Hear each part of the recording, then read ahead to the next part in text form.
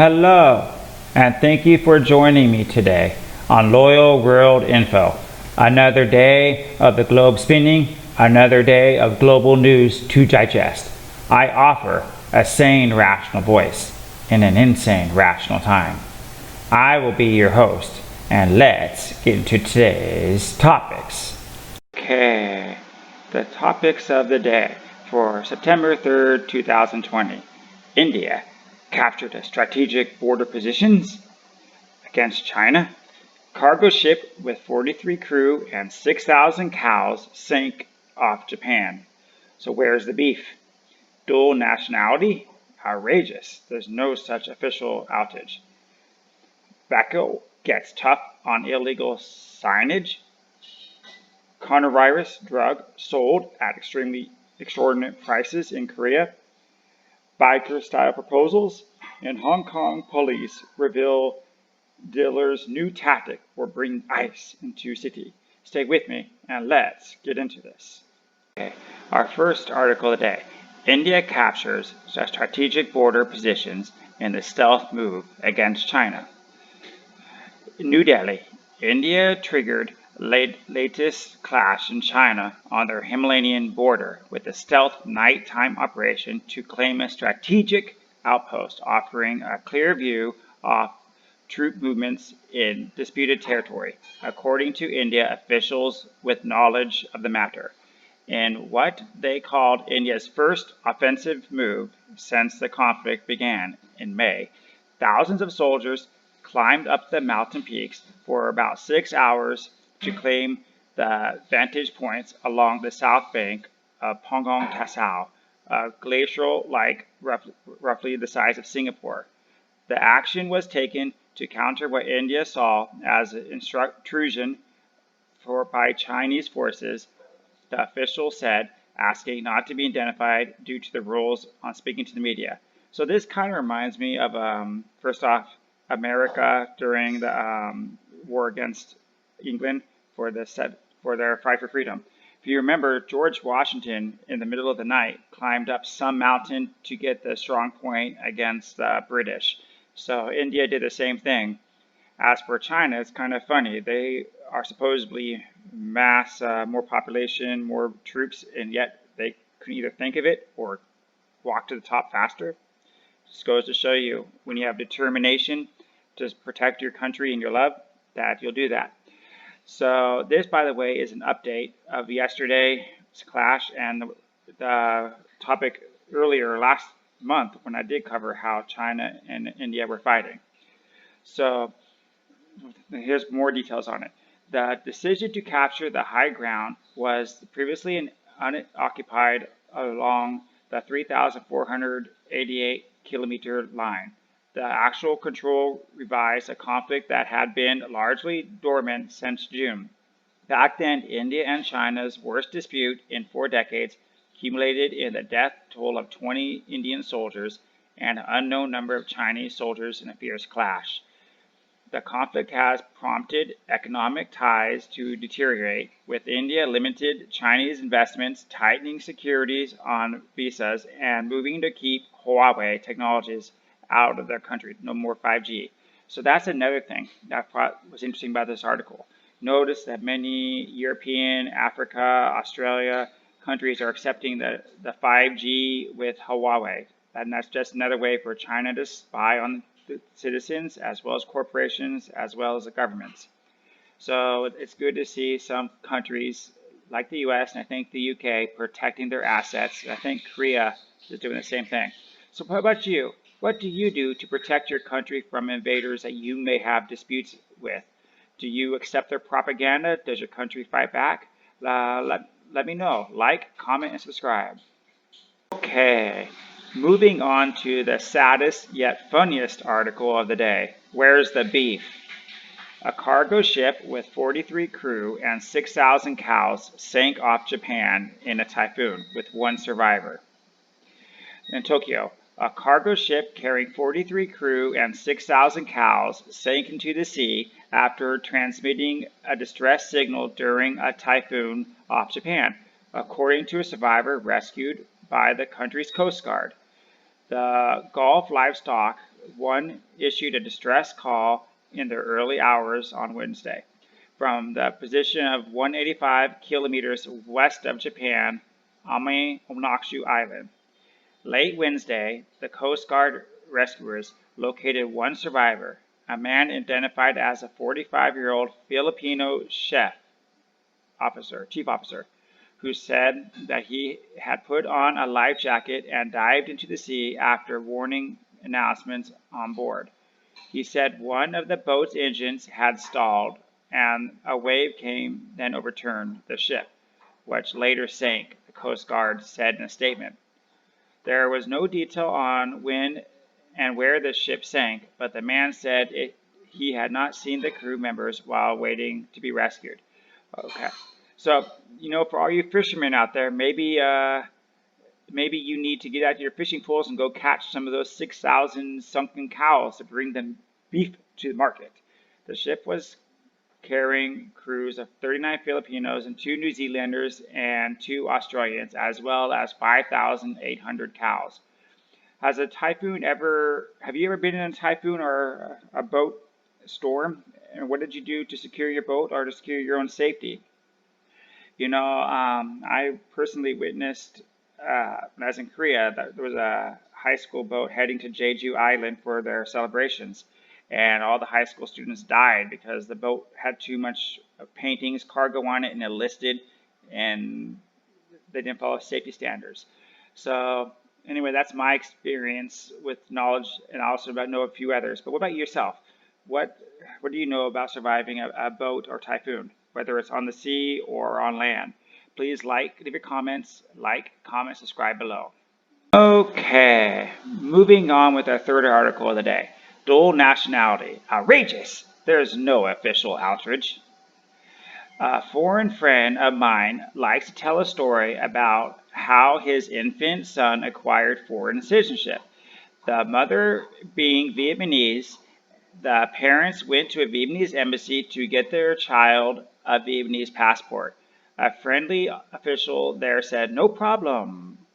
Just go to the embassy of your father's country and get a letter saying you have not applied for citizenship of that country for your son."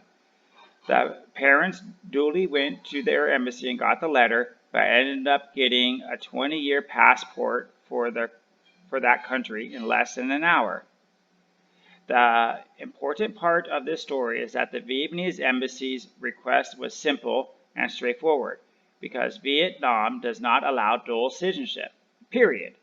How has that changed? We are being told it has, in effect, or at least that we will make allowances for some people who are apparently more privileged than the common person. So in May 2017, the National Assembly, the Deputy Pham Phu spoke in Parliament about the concern over the public debt and the burden the Vietnamese citizen pays. Hey, Pham Phuc is the guy who just died in Vietnam. He said per capita income, a Vietnamese person earnings are $2,100 a year, while the public debt per capita is $1,300 per year. The following year, Quoc secretly ordered another nationality, that of Cerberus, allegedly paying $2.5 million for it. So basically, they're saying that the rich people can get dual citizenship. And the article goes on about saying how that's acceptable now, but they're trying to close the loopholes. But when you ask me, why is this international news? Well, for 2 reasons. One, if you're American, you do know that you cannot have dual citizenship. But if you're from Israel, you can have an Israel citizenship and an American citizenship. And therefore, whose interest do you have best at heart? Israel's are yours, especially when you're trying to get them to sign bills to give you money for war, or their pet projects, or build the embassy. Do you think that's fair for you as an American citizen? Furthermore, the other issue I have with this is whether it's, some Americans will say, any person can walk across the border or fly in on a plane, drop a baby, and guess what? You're now an American citizen. And there's houses in New York and California who will charge a woman $50,000 to stay here between 6 and 9 months pregnant, and will give your baby an American citizenship. So that is why I thought this was international news. And so that's where I want to know about you. What are your laws on dual citizenship? Does your country have it? If so, with who and how do you obtain it? And secondly, what are your requirements for getting citizenship in your country? Is it just for being born, or do you have to have a family tree, or what? Do you have to pass a language test, a cultural test? And how would you assimilate immigrants coming in to get them citizenship, or can they get citizenship? That is what I would like to know from you. Please like, comment, subscribe. And do you think it's fair that the rich can get dual citizenships? Yes, no, leave your comments below. Okay, our next article of the day. This comes from Laos. Bokeo gets tough on illegal signage. The signage, by the way, is a word for signs on the, if we're advertising a company or an event or whatnot on stores or out and about in the community. So authorities in Bokeo province have cracked down on illegal signage that does not comply with Lao laws and regulations or is inconsistent with Lao culture. Bokeo province is home to a large number of Chinese investments. However, many business owners have failed to comply with the regulations regarding appropriate signage. According to the Bokeo Provincial Department of Information, Cultural and Tourism, signs and billboards must be installed correctly and comply with the regulations regarding content. Signs must clearly display Lao language at the top with foreign languages underneath. Moreover, signs must be installed at corners and locations rather than on trees, walls, or electricity poles or other public places. That person sounds a little lazy. Authorities have asked the posters or sign installers in the streets to promote special events to be removed within 7 days after the event concludes. So if they're advertising for a festival or concert, you put your signs up, then after 7 days, say it's June 1st, then by June 8th or 9th, signs go down. But the big issue here was, this is Lao. How would you feel if Chinese was the top sign and then Lao was underneath it? Or how would you like a flagpole with China's flag above the Lao flag? So this is why, to me, this is international news today. Because even in America, they have some spots for public schools where they'll say, you know what, press 1 for Spanish and 2 for English. But they try to prioritize sometimes Spanish over English. And they do this in other countries too, or for other businesses in America. They try to cater to the non-national people, the non-citizens over you, the person. So I do find this as an attack on my culture, an attack on my country, and I do like the fact that Lao fights for its citizens and wants its citizens to feel comfortable. How do you feel about different countries or different companies or different nationalities coming in and disrespecting your country, whether it's through signage or through business tactics or whatnot? Do you have any experience or exposure to this that makes you feel uncomfortable? Please leave your thoughts below. Like, comment, and subscribe. Okay, this is probably the most interesting article of the day, and this comes from South Korea. Coronavirus drug sold at extortionate prices in Korea. So the artificial drug remdesivir, which can be effective in shortening coronavirus infections, is being sold here for an extortionate $390 per vial, gilded scientists Korea announced on Wednesday. The American pharma firm on June 30th decided to keep the price at the level in all developed countries, including Korea, an executive said. So first off, when they talk about developed countries, it's just kind of like buying a video game or a different product. They kind of rank how well your country is, how well people earn their money, and then they charge you per capita. So Korea is almost on par with America. But if you went to Vietnam, they're going to charge you 50 to 80% less for the same thing. Now, let's keep going though. There's more to this. Okay. That 6 doses of the drug are usually needed for a 5-day treatment, with the 2 vials used on the first day. A maximum of 11 vials can be administered over 10 days. That means the course of the cost is anywhere between $2,340 and $4,290 to treat a severe case. The expenses are covered by the government, but they're ultimately means the taxpayer. Well, for your information, Korea has a national health plan, so that's why the government pays it. But you know what? How do we know this drug even helps coronavirus? There's no vaccine yet. There's no real drug yet. It does sound like this company is exploiting the people, because again, they have no vaccine, they have no proof anything works. In America, philosophy is profits before patients, profits before people. So I find this kind of insulting. It's the easy way to make money and making a government pay for it. I would like to see the statistics on the proof that this actually helps. So what do you think? Do you think this is just an easy way to generate money, to build your government, to build the people? Or do you think this drug is even needed? Please leave your thoughts on that below. And like, comment, subscribe. To a more positive article of the day. A biker-style proposal. A man pops the question to girlfriend while riding through road tunnel. Alright, so as you can see here, there is a picture of a man on a bicycle with his girlfriend. So I thought this article was cute, and this article is from Singapore. So the COVID-19 pandemic has put a damper on wedding plans of many couples in Singapore. But one man was determined to give his girlfriend something to remember for life.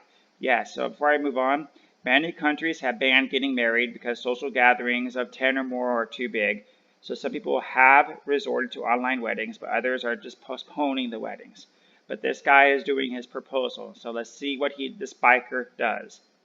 With their wedding date postponed, Hansen's Sanny roped in his friends to play a biker-style proposal for his beloved.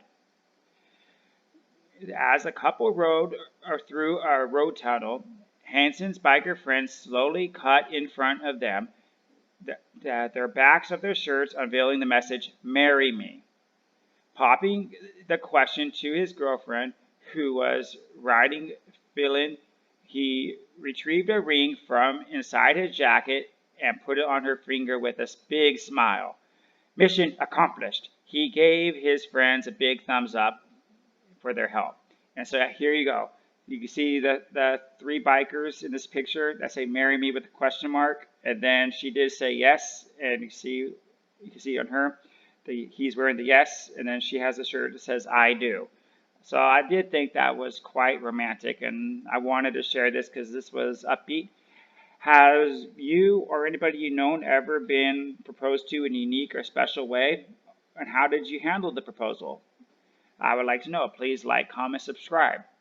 The group of friends later took a photo where the happy couple were seen sporting "Yes, I do" in the matching shirts. The post soon went viral on Facebook, garnering over 100,000 views and more than 500 comments. Complimentary messages poured in, with many netizens commenting on how sweet and creative the proposal was. A few others said they were inspired by the idea. So my final comment on this is, yes, the virus does restrict many freedoms and rights, whether social gatherings or going out in places you can go, but you can still be creative and you can get things done that are meaningful to you. Reflect on what is meaningful to you and make it happen. Live a happy life. Like, comment, subscribe. Okay, my last article of the day. Hong Kong police reveal dealer's new tactic for bringing ice into city. Wooden furniture soaked with drugs. Okay, I'm not going to full on read this article, but I wanted to give you the new tactic. So basically, in Hong Kong, the authorities arrested people.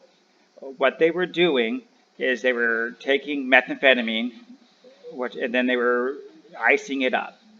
And after they would ice it up, they would put it onto say wood boards, they would let the ice soak into the wood, and therefore the meth now is part of the wood. And then they would take that wood, they would build, say, a table, they'd build a chair, or build whatever.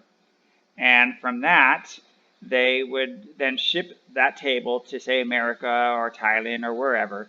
And then they would break apart the wood, get the meth, and then sell it to the dealers and the local people who want it. And so, what do you think about that way? Is that pretty creative or not? Eventually, the Hong Kong people made an arrest and they brought this about. But this is just how creative some dealers are to get the money from the drug that they want. I'm sure there's many other creative ways maybe you have read about or heard about. Would you like to share them below or talk about them? And what do you think about this method? What other crazy method have you heard about? I would like to know. Like, comment, or subscribe. And I want to thank our law enforcement for catching these people and keeping our country safe and clean. Well, that will conclude today's Loyal World info. Thank you for spending time with me today. Feel free to like, subscribe, or drop a comment below. Or if you are on the go, listen to my podcast with the link provided in the description. I am on Stitcher and the iPhone store. I will see you tomorrow and share new rules info stories. And lastly, all my articles I talked about, all the links are in the description below.